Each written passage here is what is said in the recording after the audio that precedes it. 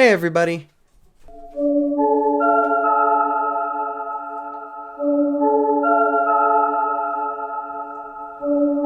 Hello everybody, my name is Ignacio Santana, and if you're stumbling across this video for the very first time, welcome to the internet's version of hell, where it's a shitpost disguised as a commentary video made by an anxious 21-year-old. When thinking about your past, you may question many things, especially if you focus on a particular year of your childhood. For example, if you pick the year 2007, you're probably thinking about a traumatic event surrounding your family, or maybe a book that you read that made you think about the person that you are. For me, when I'm thinking about 2007, I'm thinking about the television that I watched and how different the world used to be. A lot of these shows showed me what it means to be an adult, and it really taught me that drama could bring success if played right. Being a brat on your 16th birthday is kind of expected out of you. Flava Flav is one of the weirdest guys imaginable, and also it seems kind of badass to be an ice road trucker. There was one show in 2007 that really stood out to me, not because it traumatized me or made me question my own worth or anything like that. It was a show for my parents, who are part of the hair metal generation, would crave for every week due to its masterful storytelling, compelling moments, wonderful hostmanship, and everybody's favorite in reality television: competition. I personally would say, as somebody who has parents who love listening to 80s rock ballads after having a couple of $5 margaritas at Chili's, this show was a fucking gem, and it was called Rock of Love with Bret Michaels. For the many who don't know who Bret Michaels is, are you living under a rock? Bret Michaels was the singer and lead man of the band Poison, and the band Poison was like a pop culture artifact of like the 80s and 90s. They were like the biggest band of all time. This band made the American classic Every Rose Has Its Thorn. Y'all get me? Nope. Okay. Either way, the only man of importance is American filmmaker and rock legend Bret Michaels. Like, over the past weeks, I've been just rewatching Rock of Love, and oh boy, this show is one for the ages, as the premise of the show is just Bret Michaels housing 25 different women in order for them to get to know him, and hopefully he could just try to find love. Now, to answer the question of why these women exert themselves to live with 25 other strangers who are all wanting the same thing as one another, and also look the exact same as one another, there's only like two motivations you could really think if you're trying to get the man who dated Pamela fucking Anderson. It could be that you actually love this man and you actually want to build a relationship with him, or you just want to party and live that rock style life. I mean, I ain't judging, I want that too. During the entirety of the show, it's like half and half. It's really bizarre, but it works so well. Now, according to the host of the show, as stated before, he created this show because, he just wanted to find love, just as anybody would want. However, for the show to get the ball rolling, Bret Michaels sits down and he actually really starts to explain his philosophy on love, and his philosophy is just so inspiring that it could just inspire all of my single sigmas out there, and it's just absolutely beautiful. When I was 15 years old, I was handed the secret to love. There's plenty of women out there that you want to be friends with, and there's a lot of women out there you want to have sex with. But if you can find one that you can be friends with and have sex with, henceforth, Rock of Love. However, throughout the show, he doesn't follow that philosophy at all. I mean, like, he acts like a 13-year-old boy, only talking about sports, music, tits, and ass. Damn, son. And also just talking to the women like a Best Buy manager, not really giving any context to them, not really caring about what they want. He's just often staring at these women with a sense of boredom and trying to find a way to flip the conversation back onto himself. Like, he literally went on a date with the two women who won a competition, and the entire date was literally all three of them watching a documentary about himself, which, okay. technically, since he's dating all of these women, he just makes out with like all of them in front of the other girls, and like nobody is uncomfortable with it at all. I mean, if I was in their situation, I'd feel really uncomfortable, but that's just me, which is like, I get it. I mean, like, this is Bret Michaels' life. He's a rock star. He's been on tour. I mean, he's probably seen some shit that you and I can never experience because we don't live his life. The funniest moment to me is actually in the first episode, because they actually have all these women lined up. They actually have them set up. Bret Michaels comes along and all that. Big John, who is actually Bret Michaels' bodyguard and best friend, basically picks out 5 women from the crowd, and the show builds it up to be like, oh, these women are going to get the VIP experience. They're going to see Bret Michaels and actually have the first date with them, and hilariously, the rest of the women enter the home, and then Big John addresses the 5 women he picked and tells them that their time on the show ended right there. Like he completely disrespects these women, and it's so fucking funny to me, and I don't know why. I think it's just because the show is just building up this momentum, and It's just so funny. Tiffany, who is one of the women eliminated, got back into the house after like pleading with Big John to like let her back in. But then once she gets back in, she just completely makes a fool out of herself. She just embarrasses herself. She's like a belligerent drunk, and she's starting fights and arguing with everybody. Don't make me regret it. Big John, I would have killed the bitch. I swear to God I would. But as good things come to an end, she gets eliminated, no doubt. Only after 2 episodes. Like, they kept her on for 2 whole episodes because Bret felt bad. Because he was like, oh yeah, she's fine. She's gonna keep cool. She's probably a good girl. I gotta give her one more chance. Which actually fits kind of the theme of the show. Like, this was the moment where it kind of sets the whole tone of the show, which is just purposely puzzling.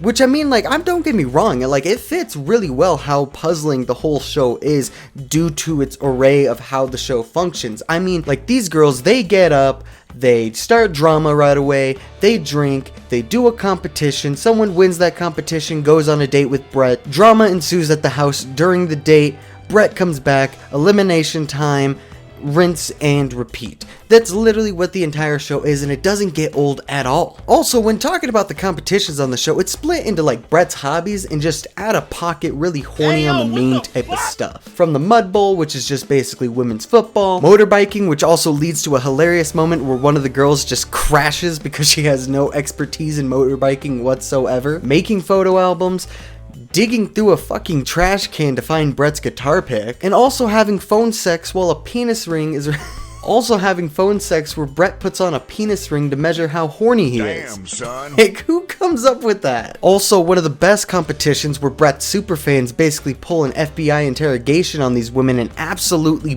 break their fucking souls, which is just, in my opinion, just so fucking good. This is something that we can never get from television in today's world. I mean, like, these girls really break their spirit. Like, it's like watching an SVU interrogation. It is so good. When giving credit when credit is due, I have to say that the editing of the show is just so great. It is, like, here's a clip.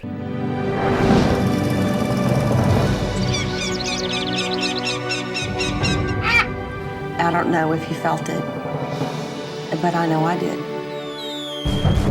Also, the women picked on this show are all unique and they're so great, and they all follow the tropes of women in reality television. You have the quirky girls, you have the flirty girls, you have the sweet introverted girls, you have the only 2 women of color, you have the cowgirls, you have strippers, and the antagonist, Lacey. Lacey has to go down as reality television's greatest antagonist in history. And this is due to the fact that as the show goes on, she just becomes more and more like prevalently evil, and it's so fucking funny because she brings so much conflict to the show. Like, she is legit crazy. Also, it becomes prevalent that everybody in the house hates her. Like, they genuinely hate this woman to her core. While also she admitted that she is purposefully manipulative because that's who she is as a starving musician, which is so funny to me because she is not musically gifted at all. It was awesome. It was like right in my element. I was so excited.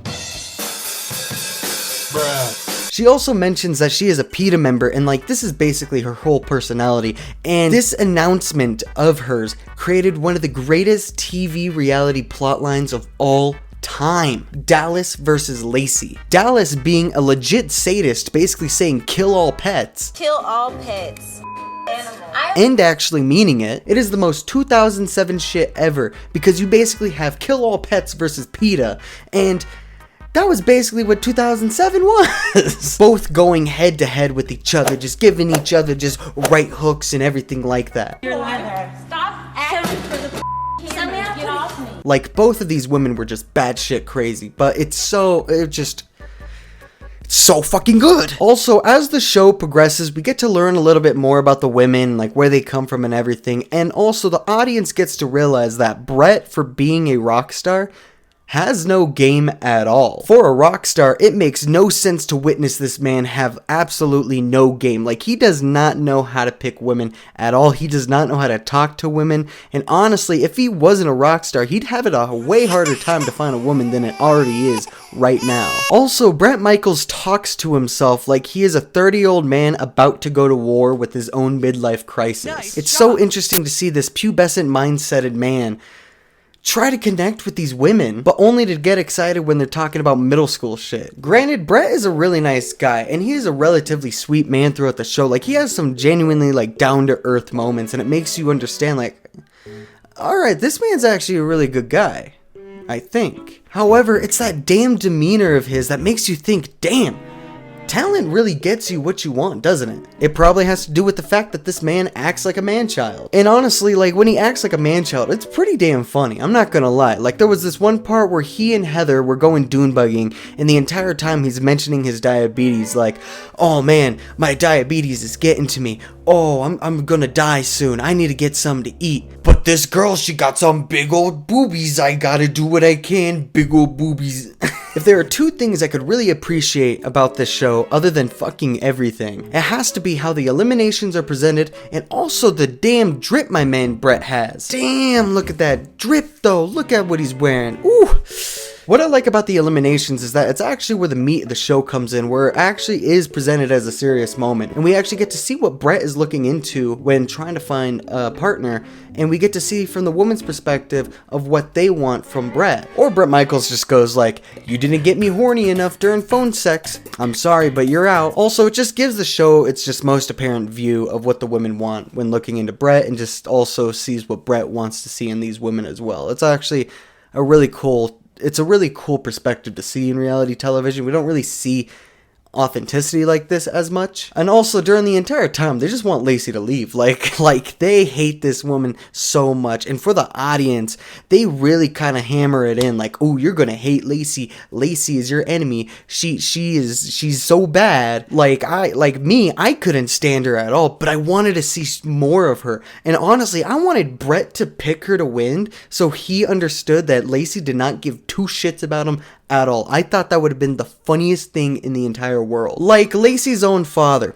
Also, a little bit of a side note I should explain. Bret Michaels invited the parents of the girls that he liked because he wanted to meet them. And also, after watching a couple of interviews with Bret Michaels, he explains that one of the girls was really missing their parents and he wanted to make her happy, so he invited their parents over, which I honestly think is a pretty sweet thing to do. However, Lacey's father during the meetup basically just tells Bret Michaels the truth about Lacey and who she is. She is no starving musician or anything like that. She went to a really nice school. She had a full ride scholarship. She has a trust or some shit. Plus, Heather in this episode also calls Lacey out in front of her father, and Lacey's father gets so mad and starts arguing with Bret, and then Bret, for the first time in the entire show, gets pissed actually, and actually wanted Big John to beat the absolute shit out of him, which was just so fucking good. We start seeing that this sweet 13-year-old man want to have his bodyguard beat the shit out of someone. That is so good. Also, Lacey's father is a fucking weirdo. He stares at one of the girls while they're changing, which is man, stop fucking doing that. That is so weird. Give these women their respect. Look away. Give them privacy. It was also during this episode with Lacey's father that they actually pull the grand old reality TV trope of just killing off a good villain, as this was the final episode Lacey would be a part of, and to be honest, it made me really sad.